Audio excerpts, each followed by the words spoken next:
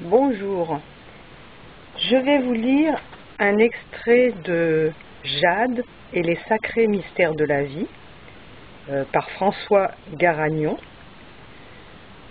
qui a abordé plusieurs thèmes, notamment dans l'émission radiophonique Halte spirituelle de Véronique Alzieux sur RCF au cours de 5 émissions consécutives programmées en 1999.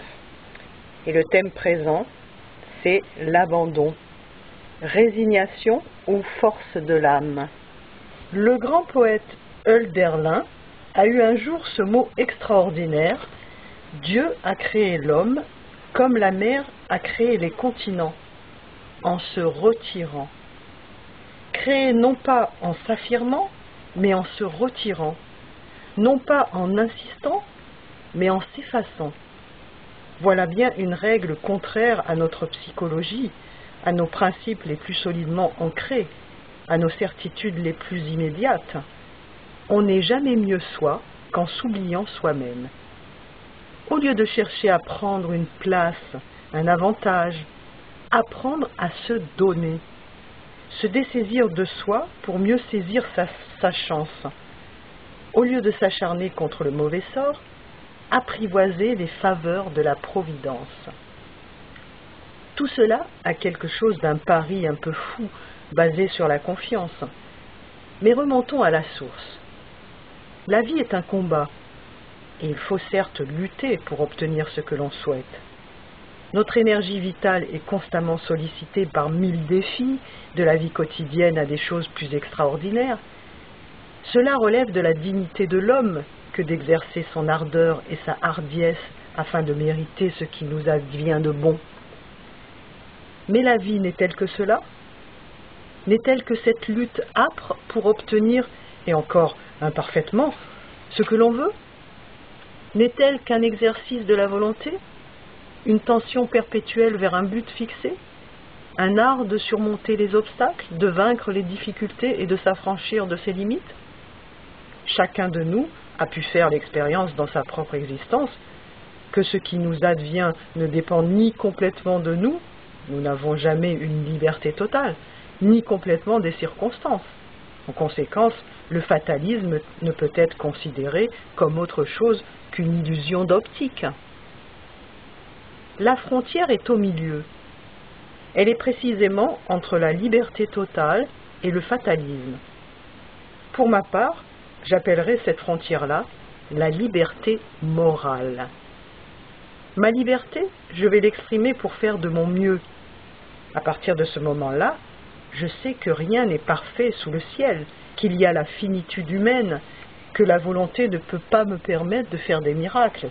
Donc je m'en remets à une force qui me dépasse totalement. C'est à partir de ce laisser faire Dieu qu'on s'aperçoit qu'il ne s'agit pas d'un fatalisme. Ce n'est pas le laisser-faire du paresseux ou de l'hédoniste. Il s'agit simplement de considérer qu'à un certain moment, notre action est fondamentalement impuissante à influer sur le cours des événements. Cette attitude paradoxale, et largement désertée aujourd'hui, constitue une clé méconnue et pourtant décisive de notre vie spirituelle. Cette attitude qu'on appelle la force de l'abandon. La force de l'abandon est une notion très différente du lâcher-prise New Age, car loin d'être une technique mentale, elle sollicite toute l'adhésion de notre vie intérieure, de notre discernement, de notre amour dans ce qu'il y a de plus fort et de plus désintéressé. Elle exige la docilité aux forces supérieures de l'esprit. Cette expression « force de l'abandon », qui fait cohabiter deux termes apparemment antinomiques, peut paraître provocatrice. Que peut-elle signifier au fond? L'expression semble tiraillée par deux mouvements contraires. En effet, la force constitue une manifestation de la volonté. C'est quelque chose qui paraît très positif. Cela évoque la vigueur, l'énergie, la vitalité dans toute sa splendeur. Dans les mouvements du corps et de l'âme, l'abandon semble être le parent pauvre de la force, peut-être même une sorte de frère ennemi. Dans le langage courant, Abandon traduit plutôt un renoncement, un laisser-aller, un laisser-faire, quelque chose qui s'apparente à une défaite anticipée, une manière de déclarer forfait après avoir pourtant commencé. En étant manichéen, on pourrait dire que la force est un acquiescement aux forces de vie. C'est un oui franc et massif, alors que l'abandon est une résignation. C'est donc un non. Alors, où situer la force de l'abandon? Entre ce oui et ce non? Disons que la force de l'abandon n'est ni la volonté ni son contraire. Elle n'est ni fatalisme ni liberté totale. C'est un peu l'illustration du célèbre dicton populaire « Aide-toi et le ciel t'aidera ». D'abord faire de son mieux, c'est notre liberté à son plus haut degré, et ensuite, ce n'est jamais d'abord, sans quoi l'abandon serait précisément une forme de laisser-aller ou de paresse, ensuite, laisser faire Dieu, c'est-à-dire s'abandonner à quelque chose ou à quelqu'un qui nous dépasse. Ici intervient le discernement. De fait, il est nécessaire de distinguer ce qui est dans l'enceinte de nos facultés, dans les limites de notre volonté, et ce qui échappe à notre entendement, aux suites de conséquences qu'à un certain moment nous ne pouvons pas prévoir, puisque nous avons, face à l'événement, une forme de cécité. Notre éducation occidentale est imprégnée par le culte volontariste, le fameux « si tu veux, tu peux », qui a été quasiment érigé en principe éducatif premier. Ce point de vue s'accompagne d'une perspective utilitaire, c'est-à-dire qu'une action se doit d'être pourvue d'une finalité précise. Ces postulats ont du bon, bien entendu, notamment à l'heure où il s'agit de donner à l'enfant ou aux jeunes gens une armature morale et mentale qui leur permettra d'exercer leur sagacité, leur persévérance, leur énergie vitale, afin de passer de la virtualité d'un rêve à la concrétisation d'une action. Cela dit, la limite de ce raisonnement, c'est qu'il nous incite à ne compter que sur soi pour diriger le cours des événements. Il en résulte deux tendances néfastes, une estime excessive de soi et à l'opposé, un sentiment d'impuissance ou de culpabilisation. Dans ces deux cas, nous considérons que l'issue d'une situation dépend essentiellement de nous. Or, nous ne sommes pas seigneurs et maîtres de nos destinées. Nous en sommes les humbles serviteurs. Nous sentons intuitivement, même lorsque nous prétendons maîtriser notre vie, que quelque chose nous échappe, se joue en nous tout en se jouant de nous, et ne peut dépendre de notre seule volonté, aussi tenace soit-elle. Ce malaise, un philosophe existentialiste l'a énoncé en ces termes. On ne fait pas ce qu'on veut, et cependant on est responsable de ce que l'on est. D'une manière générale, nous avons trop misé sur la capacité qu'a l'homme d'inventer des solutions ex nihilo, au point d'exalter une forme d'anthropocentrisme. Cette suffisance provoque les mêmes dégâts que chez un enfant roi dont on a voulu faire le centre de l'univers. Il devient présomptueux, arrogant, capricieux, incapable de se remettre en question ou d'accepter ses erreurs, trépigne quand les événements lui résistent, se cramponne à ses possessions. Le résultat? Il suffit d'observer l'évolution du monde pour constater qu'on assiste à une faillite de la volonté humaine. Corruption, incapacité de résoudre des problèmes liés au progrès, le chômage, la pollution, la gestion et la protection des ressources naturelles, limites ou dérives des idéologies, déroute des politiques. Tout cela comporte l'idée qu'il y a un immense malentendu sur la liberté. C'est-à-dire que l'usage de celle-ci peut s'avérer aléatoire, voire néfaste, peut-être même irrémédiablement destructrice. Bien entendu, il serait cynique de se réjouir d'un semblable constat, mais je ne pense pas qu'il faille désespérer en se disant que l'évolution des temps modernes nous mène à la catastrophe, même si la beauté, la vérité, l'harmonie, les chances de fraternité sont malmenées. Je pense qu'au contraire, nous sommes en train d'expérimenter le fait, à ce stade de l'histoire de l'humanité, que l'homme, livré à sa seule volonté, ne peut arriver d'une part à créer un paradis sur terre et d'autre part encore moins à juguler les problèmes qui touchent ses semblables. nous en arrivons à la conclusion que par sa propre volonté, l'homme ne peut établir une société parfaite. D'ailleurs, toutes les tentatives de société parfaite mènent aux hérésies qui ont marqué notre histoire, à travers les guerres, les totalitarismes, les exclusivismes.